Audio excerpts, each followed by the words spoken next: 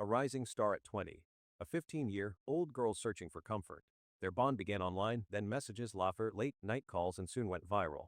But when Celeste Rivas Hernandez was found in David's Tesla on September 8, 2025, everything changed. Was it love or a friendship misunderstood? He's not a suspect, yet the silence keeps the mystery alive. Fans still argue, was he her safe place, or did things go too far? What do you think? Innocent connection or a line that never should have been crossed? When she ran away from home in 2024, it wasn't the first time. Each disappearance seemed to pull her closer to the city lights of Hollywood, to a world that promised freedom and belonging. Somewhere in that world, she crossed paths with a boy who, in his own way, was just as alone. David, real name David Burke, had grown up apart from everyone else. Homeschooled, quiet, living mostly in his thoughts. His life revolved around music, gaming, and a small circle of people he rarely saw face to face. For him, real conversation was rare, real connection even rarer. So when someone like Celeste appeared, someone who listened, who seemed mature beyond her years, it probably didn't feel wrong. It might have even felt safe. People close to the case believe they met online or through mutual friends linked to Los Angeles parties. Celeste often told new acquaintances she was 19, even claiming she was a college student at USC. For a girl trying to escape chaos at home, it was easier to step into a version of herself that felt stronger and more in control. And for a young artist like David, sheltered and idealistic, her confidence may have seemed genuine, even magnetic. Psychologists say isolation can blur emotional boundaries. When someone spends years apart from typical teenage experiences, school, dating, social life, they often build relationships through imagination more than reality. David had spent his formative years creating songs about emotions he hadn't lived through, building an inner world that felt safer than the real one. So when Celeste entered his life, with her stories, her energy, and her need to be understood, he might have seen in her what he always sang about: connection. But connections born in isolation rarely stay simple. Celeste was young, vulnerable, and searching for someone who could make her feel valued. David, still learning how to read the emotions of others in real time, may not have seen how fragile that balance was. What started as kindness kinship could easily twist into something more complicated, something neither of them fully understood. Now, looking back, it's hard not to wonder, if he'd had more experience with people his own age, would he have recognized the signs? Would he have drawn clearer lines? Or was he simply another lonely young soul, caught in a storm he never saw coming? Two lives met in a digital blur, one running toward safety, the other reaching for connection. Between them lay the fragile space where innocence ends and tragedy begins. Their connection didn't happen overnight. For almost a year, long before anyone knew her name, Celeste Rivas Hernandez had been quietly spending time around David's circle. Friends remember seeing her at gatherings in the Hollywood Hills, sometimes late into the night. She blended in easily, acting older than she was, joking with people, sipping from red cups, talking about school as if she were already in college. To most, she wasn't a 15-year-old runaway, she was just another face in the glow of a musician's house on the hill. Those who were there say the two seemed close but not obvious. She would sit near him while he played new songs on his speakers, head tilted, listening like she was hearing more than just music. Sometimes she helped tidy up after the parties, other times she'd disappear into a quiet room with him for hours, while others laughed outside. No one thought much of it then. In that world, people came and went, and youth often blurred with freedom. The relationship, if you could call it that, seemed to start as a friendship, a place where both found something missing. Celeste, tired of the chaos at home, finally felt seen. David, the introverted artist who'd spent his teenage years alone, finally had someone who made his silence feel comfortable. They shared small things: late-night drives, takeout meals, music experiments, moments that looked normal from the outside but carried a strange intimacy underneath. By early 2024, before her second disappearance, Celeste was visiting often enough that neighbors began to notice the same car picking her up. She told some friends she was helping him with creative work, though what that meant was never clear. To her, maybe it was a secret adventure, proof she was part of something bigger. To him, maybe it was companionship without judgment, a safe space in a life that had become public too fast. But there were cracks. The parties grew louder. New people came in, bringing energy that didn't match their quiet bond. Some remember tension, jealous glances, hushed arguments that ended with her leaving suddenly. Others recall her returning days later as if nothing happened. The pattern repeated: closeness, distance, return. It wasn't steady love, but it was a rhythm both had fallen into. For David, isolation had always been the rule. Letting anyone in was rare, and once he didn't know how to let go.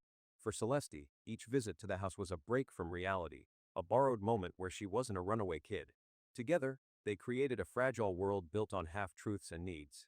When that world finally collapsed in September 2025, the shock wasn't just about what was found, it was about how long it had been right in front of everyone, hidden in plain sight. A year of quiet meetings, secret nights, and two young lives crossing boundaries neither of them fully understood. It's easy to see why Celeste might have seen David as her escape. At just 15, she had already lived through more chaos than most adults could handle.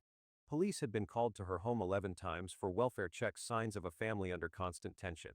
Arguments, long silences, doors slammed shut.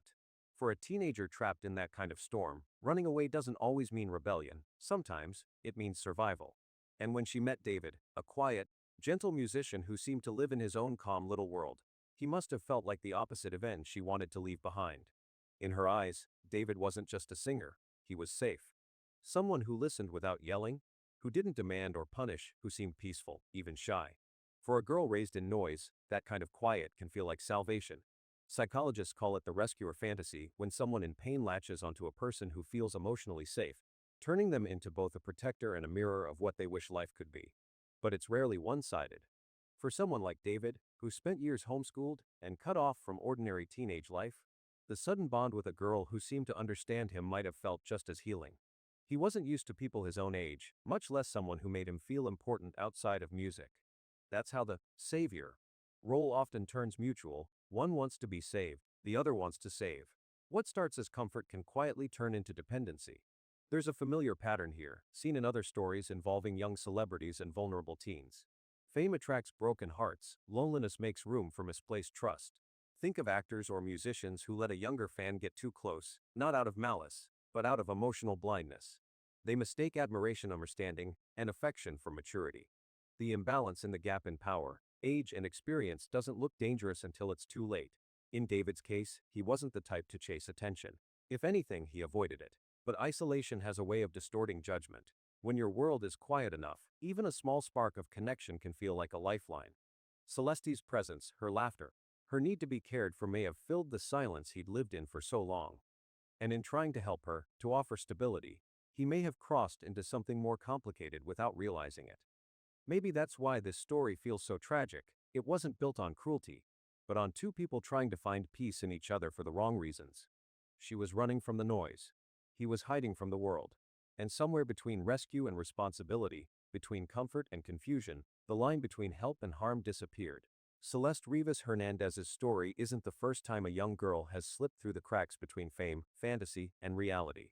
When police records show 11 welfare checks at her home, it paints a picture of a child raised in instability, one who learned early that love could be loud, unpredictable, or even painful. So when she met someone like David, quiet and thoughtful, she might have mistaken his calm for safety. For her, he wasn't a pop star, he was peaceful.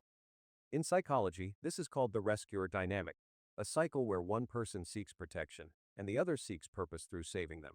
It's a pattern that's appeared before in Hollywood. Think of the blurred relationships between older stars and teenage admirers who saw them as lifelines.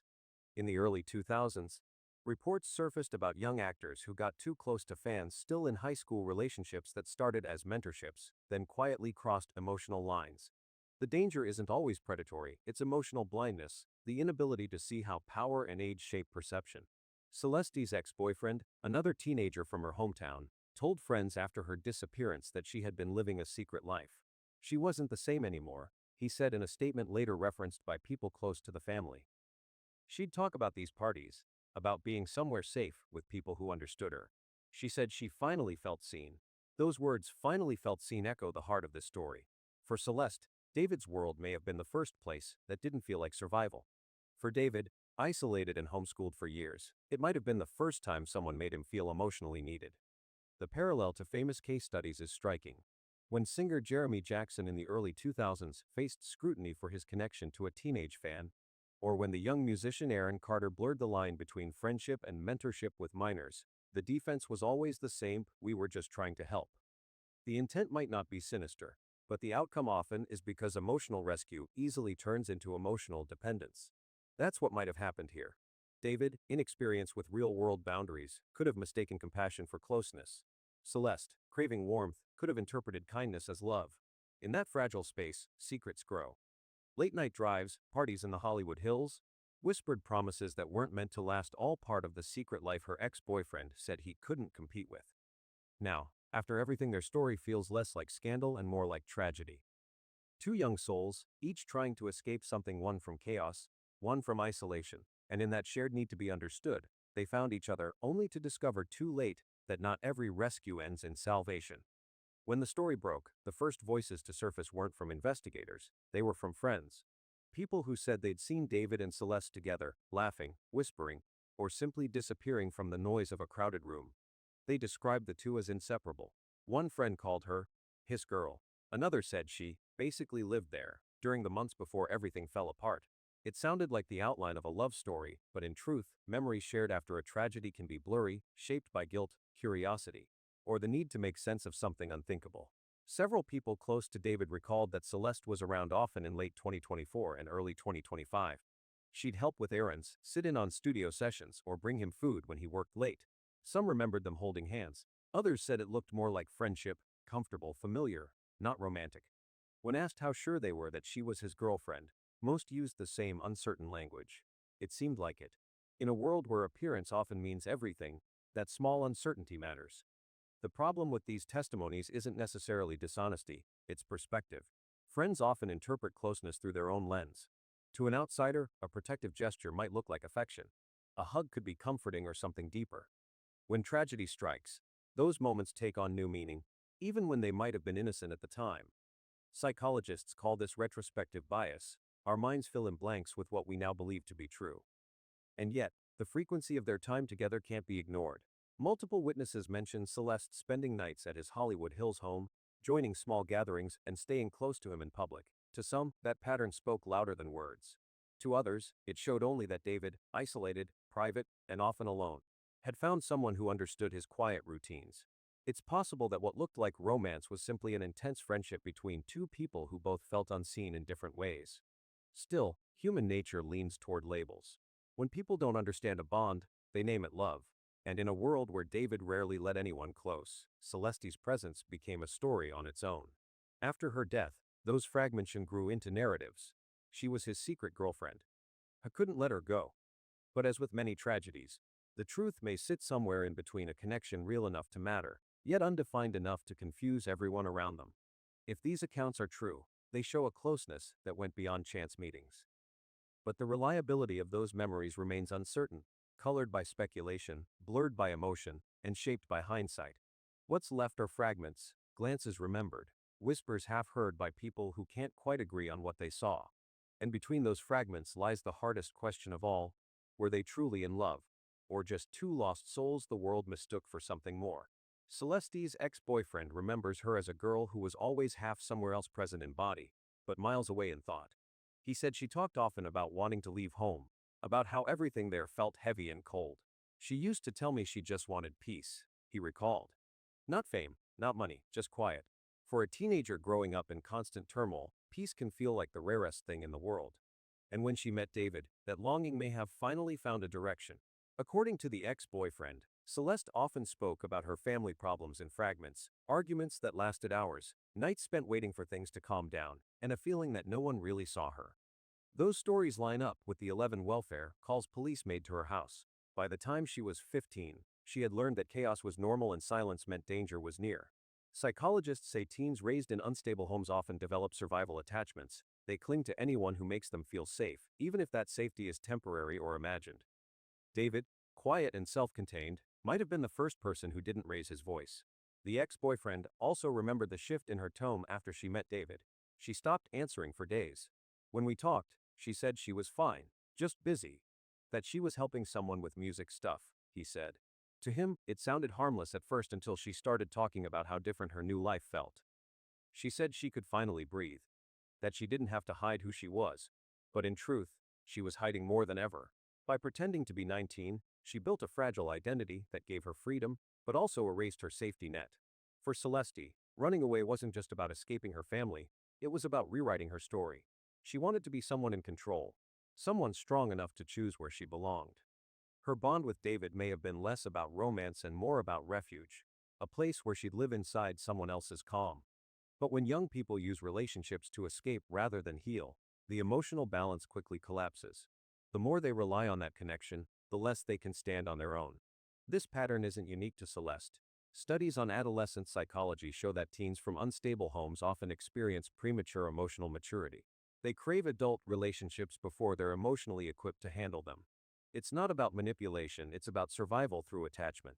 They seek comfort in older figures who seem stable, yet that dynamic easily turns uneven. Celeste's ex-boyfriend wasn't angry when he spoke about her, he sounded defeated. She wanted to feel safe, he said. That's all. I think she thought she found it. In the end, her search for safety led her into a world she wasn't ready for, a world that promised peace but demanded more than any 15-year-old should ever have to give. When Josh Marshall, David's longtime manager, finally spoke, his words were clear and calculated. David was unaware. It sounded simple, almost too simple. With those 3 words, he drew a sharp line between the artist and the growing storm surrounding Celeste Rivas Hernandez's death. But as with any statement in a high-profile case, what's left unsaid often carries more weight than what's spoken aloud. To the public, Marshall's denial sounded like a defense but also a strategy. By saying David didn't know, he positioned his client as a bystander, not a participant, in a tragedy that was rapidly spiraling beyond control. Yet the question lingers, if he truly knew nothing, why did those closest to him say Celeste was seen around the house so often? Was this just loyalty doing its job or something more carefully orchestrated to protect a career on the edge of disaster? In crisis management, the first rule is distance. When scandal hits, teams often create a wall between the artist and the event, even if that wall didn't exist before. Marshall's phrasing was a textbook example: absolute, unemotional, and legally safe. It removed responsibility, denied foreknowledge, and subtly shifted attention toward the investigation instead of the individual. But to some, that calm precision felt rehearsed, a sign not of innocence, but of containment. The debate now is whether Marshall's words reflect truth or tactic. Those who defend David argue the statement fits what they know of him, a quiet, introverted young man often lost in his music, disconnected from daily logistics. He wasn't the type to monitor who came and went from the house. He spent days recording, gaming, or writing, leaving assistants to handle practical details. To that side, unaware simply means out of touch, not deceitful. Skeptics, however, see something different. They point to the long silence before the statement, the carefully chosen tone, and the lack of clarification about when or how Marshall learned of Celeste's death. They suggest the denial could serve a dual purpose: protecting legally while shielding the management team from accusations of negligence. In entertainment law, it's not unusual for "I didn't know" to really mean "we can't be held liable."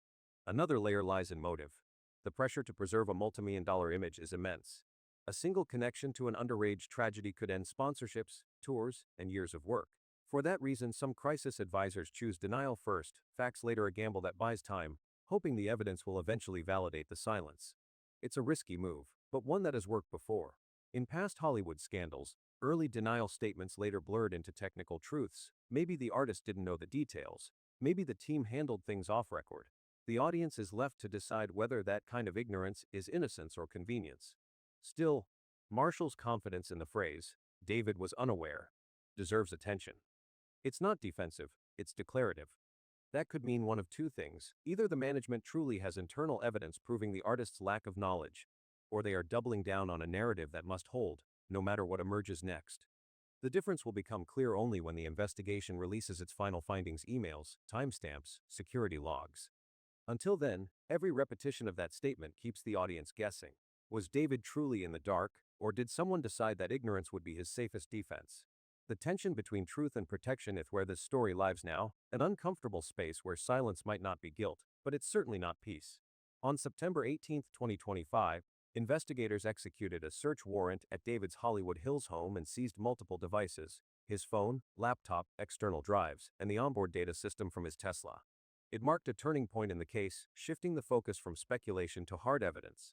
For the first time, investigators had access to what many believe could be the clearest record of what really happened between David and Celeste Rivas Hernandez.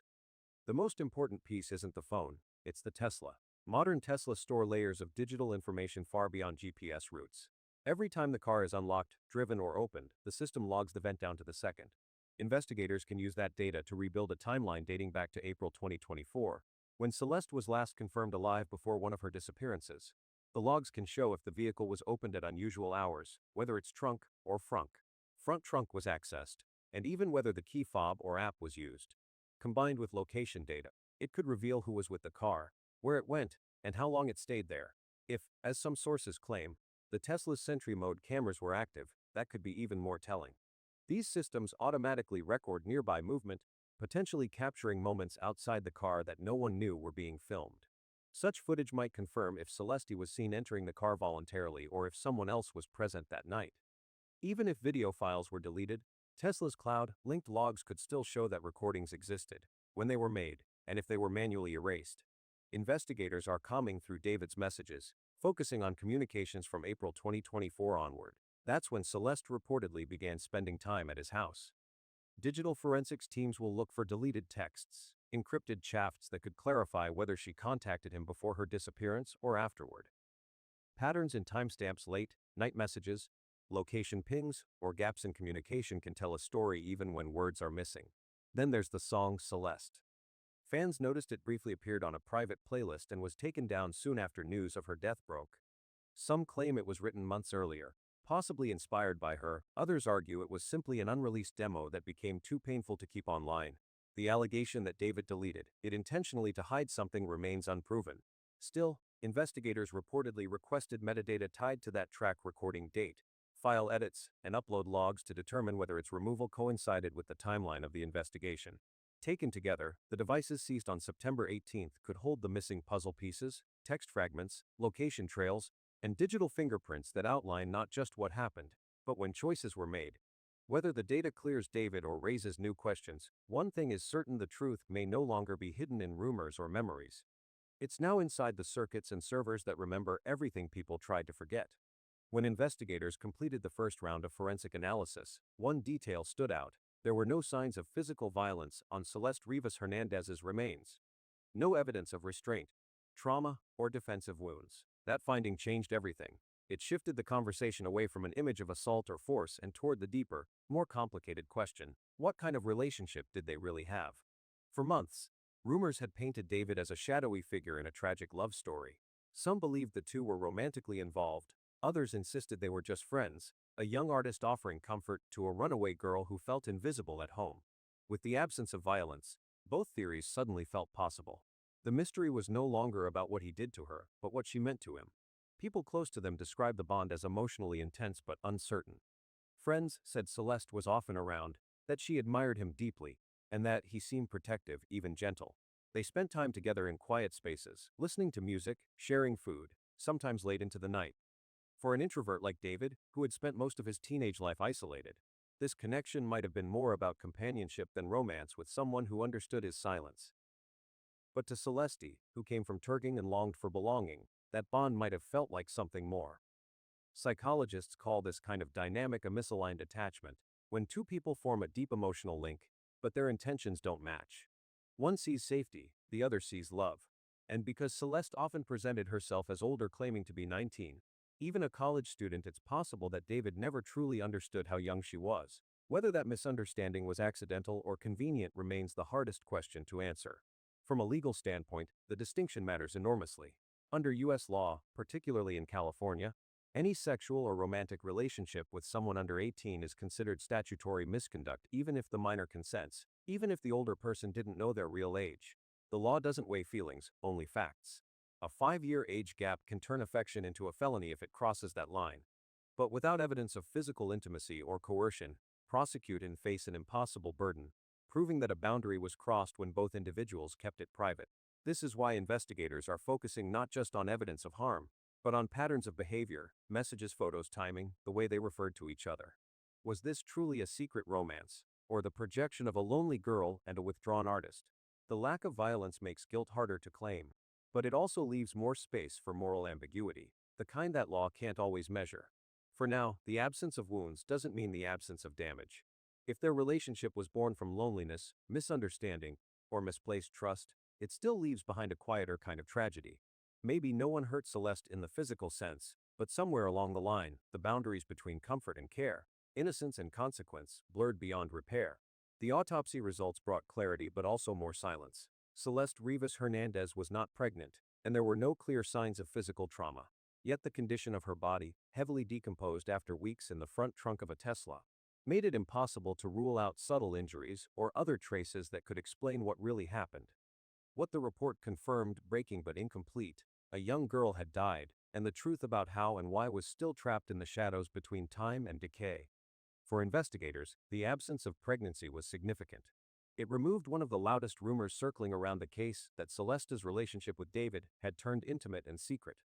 Without that evidence, theories about a hidden romance or a cover-up lost their foundation. But at the same time, it left a haunting emptiness. If she wasn't carrying his child, and if there was no violence, then why did she end up lifeless in his car? Forensic experts describe decomposition as a thief-stealing context. The more time passes, the harder it becomes to read a body's story. Soft tissue breaks down, chemical levels blur, small clues vanish. By the time Celeste was found, even toxicology samples were difficult to preserve. Tests for alcohol, drugs, or toxins might come back inconclusive. That means investigators must rely less on the body and more on everything around it: digital records, messages, and timelines that reveal the final hours she was alive. Still, the autopsy paints an important emotional picture. Celeste's body showed no signs of struggle, no fractures, no wounds suggesting force. For those who feared a violent ending, that finding offers some relief. It suggests that whatever happened, it wasn't rage or brutality. But the lack of external harm doesn't mean there wasn't internal pain. It raises the possibility that her death could have been an accidental overdose, suffocation, or even a medical event that no one noticed in time. In the court of public opinion, though facts rarely speak louder than fear, some see the lack of evidence as proof of innocence. Others see it as a cover-up, arguing that the advanced state of decay conveniently erased what investigators might have needed to connect the dots. The truth might simply be less dramatic and more tragic. That Celeste's story ended not in violence, but in neglecting a situation spiraling out of control while no one was paying attention. The autopsy leaves investigators with only fragments: no pregnancy, no visible harm, no clear cause. And in that void, the nature of her relationship with David becomes harder to define. Was she a friend he failed to protect? A girl who found her way into his world and never made it back out? The body can't answer those questions now. What remains is the uneasy realization that sometimes, the absence of evidence isn't peace. It's the sound of truth fading before anyone had the chance to hear it. The moment news of Celeste Rivas Hernandez's death broke, the internet did what it always does: it filled in the blanks before anyone could confirm the facts. Within hours, threads and comment chains began connecting her name to another, Celeste Herrera, a 23-year-old who had nothing to do with the case. Screenshots, theories, and amateur investigations spread so fast that even seasoned followers of true crime couldn't tell what was real anymore. The mix-up started with a single post claiming that the wrong Celeste had been identified, that there were two girls, and that someone close to David was hiding the truth. From there, the idea of a cover-up took root. People began stitching together timelines, matching photos, and comparing details that had no verified connection. The problem was simple but dangerous. Once a story like that takes hold online, it becomes self-sustaining. Every repost, every comment, every "what if" turns speculation into something that feels like evidence. For David, the impact was immediate. His silence, part legal advice, part emotional retreat, was interpreted as guilt. Fans who once called him sensitive and thoughtful started questioning everything. Why hadn't he spoken publicly? Why did one of his unreleased tracks disappear? Why were there two Celestes in the narrative? It didn't matter that none of these questions had solid answers. The illusion of mystery was enough. Psychologists call this kind of phenomenon confirmation contagion, when people collectively reinforce the stories they want to believe. The more dramatic the version, the faster it spreads. In this case, the theory of a double identity and a cover-up fed the internet's favorite storyline: the innocent artist hiding a secret too dark to confess. And because David had always been private, his quiet nature only made the rumor stronger. What's often forgotten is that these rumors don't just shape public opinion, they reshape reality. Family members of both Celestes were bombarded with questions, messages, even accusations. Strangers tried to investigate on their own, visiting old social media pages, sending screenshots to influencers, demanding answers from people who had none. The grief of a real family was turned into an online mystery for entertainment. For David, the fallout may take years to recover from, whether guilty or innocent. Once your name becomes part of a viral conspiracy, it's almost impossible to separate truth from narrative. Every post stays archived, every theory cached in screenshots. In the eyes of many, he will always be the artist linked to the girl in the Tesla, no matter what the evidence says. The tragedy isn't just that a young life ended, it's that another was rewritten by rumor. When the story of Celeste Rivas Hernandez entered the digital world, it stopped belonging to reality and started belonging to everyone's imagination. And in that echo chamber, every silence becomes suspicious, every fact becomes flexible. And every name right or wrong gets pulled into a story that refuses to let go. When attorney Mark Kazarian looked over the case, his conclusion was blunt. There's a lack of direct evidence. In legal terms, that single phrase carries enormous weight. It means that no witness, no video, no physical proof yet links David directly to Celeste Rivas Hernandez's death. And without that, the entire case sits in a gray zone between tragedy and crime, between moral outrage and legal proof.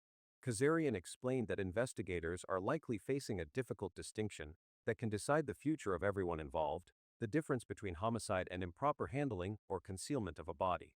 The two might sound similar in the public's mind, but under the law, they represent vastly different realities. Homicide requires intent, action, and causation. Someone caused another person's death through a deliberate or negligent act.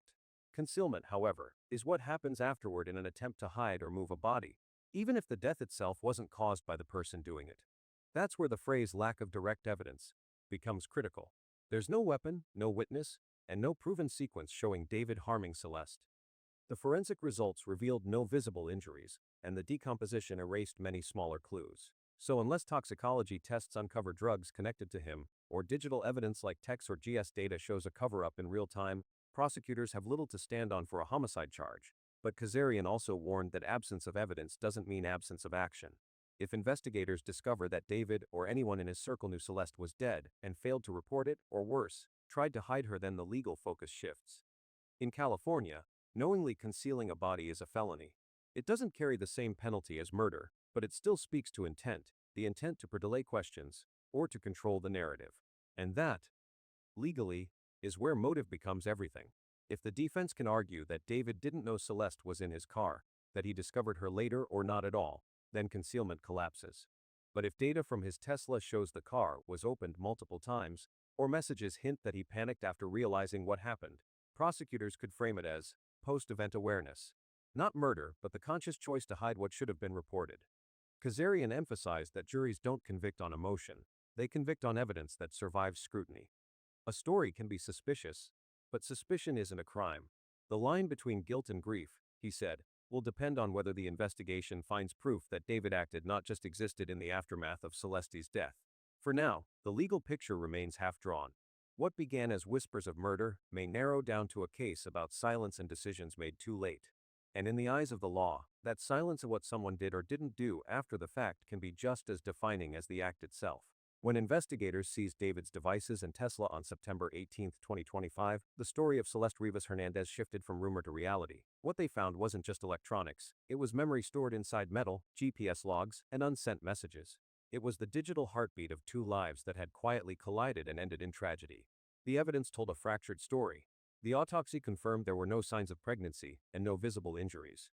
The Tesla's black box held months of location data stretching back to April 2024, the same period Celeste was last seen visiting the Hollywood Hills. Inside David's phone were fragments of deleted conversations, unfinished notes, voice memos that stopped mid-sentence. Together, they didn't prove guilt or innocence, but something far more complex. A connection that may have turned into confusion, fear, and silence. Experts describe the case as one defined not by what can be seen, but by what's missing. Attorney Mark Kazarian put it simply, there's a lack of direct evidence. To him, that phrase is everything. Without proof of intent or violence, the legal boundary between homicide and concealment becomes almost invisible. Homicide means a deliberate act that causes death. Concealment, however, means someone found the truth and tried to hide it. The distinction isn't about blood or weapons, but about what someone did after the moment they realized things had gone too far. If David knew Celeste was dead and failed to report it, the law would call that a crime. But if he truly didn't know if the car sat untouched, if her body was discovered only later, then the story turns from criminal to tragic. Kazarian explains that absence of evidence doesn't mean absence of action, it only means we don't yet know whose actions matter most. That's why investigators are relying on Tesla's data trail. Every door unlocked, every trunk opened, every minute of idle silence stored in its system. The car, in a sense, has become the witness neither of them ever had. Looking at similar cases helps draw the outline of what might come next. In 2009, Ryan Jenkins hid Jasmine Fior's body after her death, concealment disguised as panic. In 2014, Justin Ross Harris left his child in a car, claiming it was an accident, only for digital evidence to reveal deliberate neglect. In 2021, the Gabby Petito investigation showed how an emotional relationship can collapse under public pressure. Each case began with affection and ended in tragedy. Each blurred the line between private pain and public scrutiny. That same pattern runs through the story of David and Celeste. Friends remember her calling his house a safe place. He described himself as a loner, detached, someone who never understood emotions until they wrote them into songs. When their worlds overlapped, it may not have been romance at all, but dependency disguised as connection. He saw her as someone to protect. She saw him as someone who could make the noise stop. And when something went wrong, silence took over faster than reason. A reconstructed timeline shows how their paths intertwined. Celeste vanished in April 2024, resurfaced in Los Angeles, and by midsummer was often seen near David's home. In early 2025, she told friends she felt safe there. That spring, he recorded a demo titled Celeste, but July, contact between them had faded. 2 months later, she was gone. When investigators opened the Tesla on September 8, her body was found in the front trunk. 10 days later, the devices were seized. By October, the autopsy confirmed what no one expected: no violence, no pregnancy, no cause that could speak for itself. Kazarian believes that if charges ever come, they'll depend on timing. If the logs show movement after she died, he says, then it becomes about awareness of what he knew, when he knew it, and what he chose to do next. It's a narrow legal path, but one that could decide whether this was a cover-up or a catastrophic accident. Beyond the legal lines lies the emotional truth that keeps people watching. Maybe this wasn't murder. Maybe it was two isolated souls trying to save each other and failing. The Tesla might not reveal intent, but it can expose time, the hours when she stopped responding, the moments when he was home, the silence between the last text and the first missed call. In every tragedy, silence plays a role. The absence of screams, the absence of action, the decision to wait one more hour before asking for help. That's what makes this case haunting, not the violence, but the quiet. There are no villains carved clearly here, only people who misunderstood what it means to care. If the car could talk, it wouldn't tell a story about guilt. It would tell a story about delay, about hesitation, about two young lives running out of time in different ways. Until the data speaks, the questions remain: was this love, fear, or panic? And how many seconds of silence does it take for tragedy to become irreversible? Under the Hollywood sky that night, the Tesla waited, still impatient, holding a truth no one was ready to face. The investigation has now entered its most technical phase. Detectives from LAPD's Major Crimes Unit are no longer chasing witnesses, they're chasing data. Every lead now runs through digital evidence: the GPS history of David's Tesla, the activity logs from his phone, and the silent trail of Wi-Fi and Bluetooth connections that can tell investigators exactly where he was and when. Forensic analysts are building what they call a digital map of intent. The Tesla's system records far more than just miles. It logs every door opening, every charging session, even the precise second the trunk is accessed. If the car was moved after Celeste Rivas Hernandez's death, or if anyone opened it while she was inside, the system will know. Combined with location history, this data can reconstruct a near minute-by-minute account of the days surrounding her disappearance. It's a kind of truth that can't be faked, not by memory, and not by silence. David, according to sources close to the case, has been cooperating fully. He turned over his devices without protest, allowed his car to be impounded, and submitted to multiple interviews with investigators. Yet, he has remained completely silent in public. That's not arrogance, it's strategy. His attorney, Blair Burke, a well-known Hollywood defense lawyer, reportedly advised him to stay off the record until the forensic results are final. In high-profile investigations, even a single word out of place can become a weapon. A nervous sentence, a tone of regret, an offhand comment, once it's recorded, it can be twisted into intent. For now, there are no charges. That's not unusual in a case like this. It's actually expected. Prosecutors need a cause of death before they can define a crime. Without proof that Celeste was harmed or that David knew what happened to her, any accusation would collapse in court. The autopsy revealed no clear signs of violence, and toxicology is still pending. If the results show no drugs or toxins, investigators are left with a question that law can't easily answer: how did she die, and what did he know? Behind the scenes, the LAPD is still sorting through terabytes of information: vehicle logs, app histories, message metadata, and even power-on timestamps from his laptop. Each data point is a piece of a larger pattern that might show whether Celeste's death was a result of negligence, panic, or something darker. Until that digital puzzle is complete, no prosecutor will risk filing a charge that could crumble under scrutiny. Silence, for now, is both his shield and his burden. To the public, it looks evasive. To his legal team, it's survival. The irony is sharp. The same quiet that defined David's private life has now become his defense. And as investigators wait for Tesla's final data dump, one truth remains: sometimes the hardest thing to prove isn't what someone did, but what they knew, and when they chose to say nothing.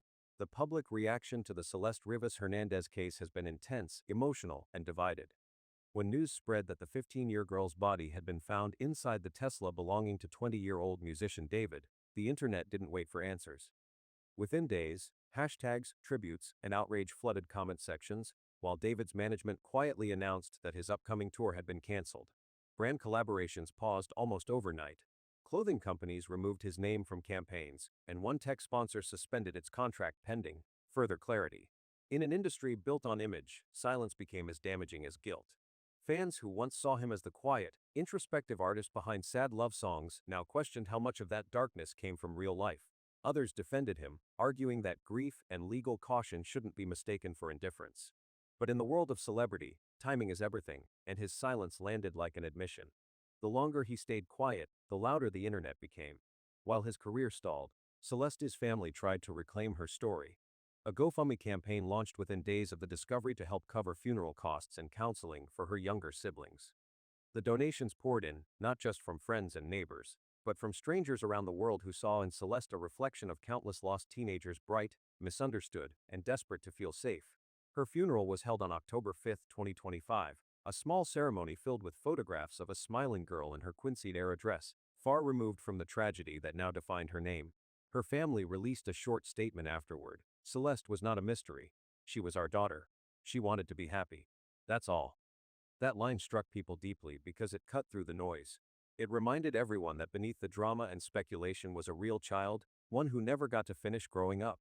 The case reignited a painful debate about the blurred boundaries between young celebrities and vulnerable teens. How many times have we seen this cycle, young stars surrounded by access, isolation, and influence crossing paths with kids looking for connection? Experts in child advocacy warn that fame can create a false sense of safety. A star's calm demeanor or artistic sensitivity can make them seem trustworthy, even when they're emotionally unprepared for the responsibility that comes with that trust. David's career now hangs in limbo. His tour dates are empty, and his name has become shorthand for the danger of blurred lines between youth, art, and fame. But for Celeste's family, none of that matters. Their daughter isn't a headline, she's a reminder. In every city where fans light candles or write her name on signs, the question lingers. How many more young girls will have to pay the price for someone else's silence? The story of David and Celeste Rivas Hernandez isn't just a crime investigation, it's a mirror held up to an entire generation. It forces people to look at how fragile the line has become between fame and friendship, between admiration and obsession.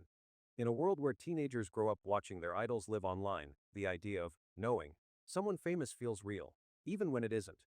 For Celeste, that illusion might have felt like safety. For David, it might have felt like a connection. But for both of them, it became a story about what happens when two worlds built on loneliness finally meet. Teenage hearts are unpredictable. They move fast, they trust easily, and they crave understanding more than anything else. When that longing meets the glow of fame, it can blur judgment on both sides. For many young fans, an artist isn't just a musician, they're a symbol of hope, of being seen. And for some artists, especially young ones like David, that kind of adoration can be intoxicating. It feels pure, but it's not balanced. One person holds the power of attention, the other gives away trust without realizing how much it costs. That imbalance is part of a larger cultural shift among Gen Z, an age where emotions are public, boundaries are flexible, and identity is shaped through connection. Teenagers today don't just listen to music, they build emotional relationships with the people who create it. They write messages, send art, share secrets, and in return, feel a sense of belonging. It's beautiful in one way, but dangerous in another, because it creates intimacy without accountability. It's easy to forget that celebrities, even kind or quiet ones, are strangers. Experts say this new emotional closeness can make young fans vulnerable. When they reach out, they're not just chasing attention, they're looking for validation, family, and friendship. For someone already struggling at home, like Celeste reportedly was, that connection can feel like rescue. But the truth is that most artists, especially at the start of fame, aren't equipped to handle that kind of dependency. They're kids too, still learning where their own emotional limits begin and end. The tragedy in this story lies not only in a girl's death, but in the cultural silence that allowed it to happen. Adults often dismiss teenage feelings as dramatic, while fame magnifies them into something uncontrollable. The combination is explosive, one side seeking protection, the other seeking peace. Both believe the other can fix what's broken. What the world can take from this isn't just sympathy, it's awareness. Every teenager deserves to feel seen. But they also deserve guidance about the difference between connection and attachment. And young stars need the same. People around them who understand that emotional responsibility doesn't come with followers, it comes with maturity. The David and Celeste case is tragic, but it's also a warning. In a generation where attention feels like love, we have to remind each other that love still needs boundaries and that not every connection is meant to be saved. The story of David and Celeste Hernandez has grown far beyond a personal tragedy. It's become a reflection of how society views teenage relationships, celebrity influence, and the culture of connection in the Gen Z era. To explore public perception, imagine an audience poll flashing on screen during a documentary episode. One question asks whether people believe their relationship was romantic, platonic, or simply undefined. The votes split sharply. Some choose inappropriate romance, citing the age gap. Others choose close friendship, while many sit uneasily in the middle, unsure. A second question asks which evidence will reveal the truth: Tesla data, phone messages, forensic reports, or witness statements, and nearly everyone picks the digital trail. That choice alone says something profound about how this generation trusts information, not through testimony, but through timestamps. Those reactions open a deeper discussion about why people instinctively draw parallels between this story and darker histories like R. Kelly or Jeffrey Epstein. On the surface, the comparisons seem unfair: no established pattern of abuse, no multiple victims, no trafficking network, but the emotional architecture feels familiar. In each case, a power imbalance met a culture willing to blur moral lines in the name of fame. The danger wasn't just the individual men, it was the ecosystem around them: the silence of managers, the complicity of fans, the normalization of access to youth. The David case, whether criminal or not, sits on that same cultural fault line where admiration, isolation, and attention collide. The difference, however, is scale and evidence. Kelly and Epstein operated within networks of enablers and left a trail of victims and financial records. David's story, so far, revolves around one girl, one car, and a silence that may be rooted more in fear than malice. Yet the pattern of public reaction mirrors those earlier scandals: collective outrage, polarized narratives, and a desperate need to find someone to blame before the facts are even known. This shows how trauma from past celebrity abuse cases lingers in public memory. People no longer wait for verdicts, they build them emotionally, shaped by precedent. But beneath the comparisons lies a more uncomfortable truth about Gen Z culture. For today's youth, connection is currency. The boundary between private and public life has dissolved, emotional bonds are formed through constant visibility. A teenager doesn't just admire a celebrity, they follow them into daily life, seeing their routines, their vulnerability, their words of comfort. That illusion of intimacy can make danger invisible. When someone famous answers a message or shares a moment, it feels personal, even if it isn't. And for young stars like David, raised online, homeschooled, emotionally sheltered, that same illusion works in reverse. When a fan's admiration turns into dependency, it can feel like friendship, even love. This dynamic isn't new, but its speed is. Gen Z relationships unfold in real time, and so do their consequences. The David Celeste case exposes how easily empathy can blur into entitlement, and how fame, especially for the young, magnifies the weight of every private choice. The public can debate legal definitions and moral boundaries, but the deeper lesson is cultural: attention without boundaries is not connection, it's exposure. As the hypothetical poll closes, one result stands out: most people say they want the truth, but few can agree on what that truth should look like. Some want justice. Others want understanding. And somewhere between those two desires lies the real tragedy of this generation. We crave intimacy so much that we often mistake proximity for love, and silence for guilt. At this point in the investigation, the truth is simpler and murkier than the rumors suggest. There's no proof of a violent act, no verified evidence of a sexual relationship, and no confirmed timeline showing a crime took place. What connects David and Celeste Rivas Hernandez appears to be an emotional, mostly indirect relationship: messages, mutual friends, shared, and not the kind of physical or criminal link that some feared. Most of what's known comes from fragments, texts, sightings, and songs that people have read too deeply into. The real story, for now, is about closeness that blurred into confusion, not confirmed wrongdoing. Investigators have said that the next key step is a supplemental autopsy, focusing on toxicology and tissue sampling. The initial examination found no pregnancy and no signs of external violence, but decomposition limited how much could be learned. The new test could answer what the first one couldn't: whether there were substances in her system, whether suffocation, overdose, or a medical emergency might have occurred. Until those results arrive, every theory is just speculation. Legally, David remains cooperative and uncharged. He turned over his devices and vehicle, and continues to follow his lawyer's advice to stay silent. That silence has fueled public doubt. But it's also standard in open investigations. What's left is a haunting middle ground, a youngling trying to protect himself, a family searching for answers, and a world desperate to fill the silence with meaning. For now, there is no villain, no verdict, only an unfinished story waiting for science to speak. What happens next depends entirely on the evidence that hasn't been spoken yet. The pending toxicology results could shift the entire direction of the case, turning silence into clarity, or confusion into accountability.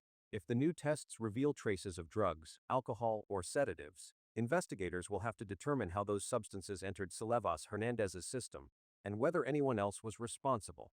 If the results point to an accidental overdose or medical collapse, the focus could move from homicide to negligence. But if the report finds nothing at all, no chemical imbalance, no physical trauma, then the truth may remain trapped in the space between what's provable and what's imaginable. Forensic experts say that in a case this fragile, every small discovery carries enormous weight. A single data match between the Tesla's GPS and D4vD's phone could confirm whether he was aware what happened, or whether he was living in ignorance of a tragedy unfolding within reach. A digital timestamp, an unsent message, or a location ping at the wrong hour could redraw the narrative completely. What seems accidental today could, with one piece of evidence, become intent. That's the power of forensic truth. It doesn't argue, it records. If the results show that Celeste died from preventable causes, the conversation must go beyond legal definitions. It must ask why a 15-year-old girl ended up in an environment that failed to protect her, and how adults, family, friends, or professionals missed the warning signs. Justice, in her case, cannot only mean punishment, it must mean prevention. Her name shouldn't fade into another unsolved file or become a footnote in a celebrity scandal. It should become a reminder of what happens when isolation, fame, and youth collide without guidance. For D4vD, the next phase may bring relief or reckoning. If evidence clears him, he'll still face the shadow of public judgment, a silence that may never fully lift. But if new data suggests complicity, even unintentional, it could transform the case into one of moral and legal accountability. Either way, the story can't end in speculation. Justice for Celeste means more than answers. It means restoring dignity to a girl who lost control of her own story. It's about truth told clearly without noise or exaggeration. It's about acknowledging the broken systems that let a child disappear more than once before someone noticed she was gone. Whether her death was an accident, neglect, or something darker, the next chapter belongs not to rumors, but to evidence. Until the tests are complete, all anyone can do is wait and hope that when the final report arrives, it speaks for Celeste in the way she never got to speak for herself. Because every young life deserves that kind of justice, not silence, not spectacle, but truth. The story of Celeste Rivas Hernandez isn't just one family's heartbreak, it's a warning. Somewhere between curiosity and danger, a young girl slipped through the cracks, and the systems meant to protect her were too slow to catch her fall. As investigators continue to analyze the evidence, the Tesla data, the toxicology results, the unanswered messages, the most important thing the public can do is stay engaged. Every update matters, not for gossip, but for truth. If this story moves you, don't let it fade with the headlines. Share it. Talk about it. Start conversations with your friends, your family, your community about what safety really means for teenagers growing up in an age of blurred boundaries. Too many young people are navigating loneliness, fame, and digital connection without guidance or protection. Celeste's story is tragic, but it doesn't have to be meaningless. Follow the updates as they come. Keep pressure on authorities to deliver full transparency about the investigation. Ask questions about how teens are protected in creative industries, online spaces, and real life. Each voice that demands accountability helps ensure that another child isn't lost in silence. Celeste deserved safety. She deserved to grow up, to dream, to find peace in a world that often confuses attention with love. Let her story remind us that awareness saves lives and that justice isn't just the work of courts, but of communities that refuse to look away. Follow for updates. And share this message to help protect the next Celeste before it's too late.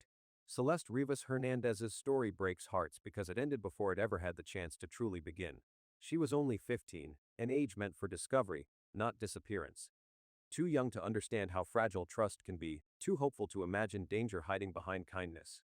She wanted safety, belonging, and maybe a little freedom, but instead she became a name on a headline, a reminder that even in a world full of connection, some kids still feel alone. It's impossible not to feel sympathy for her, a girl trying to grow up in an age where attention feels like affection, and where guidance doesn't always keep up with technology.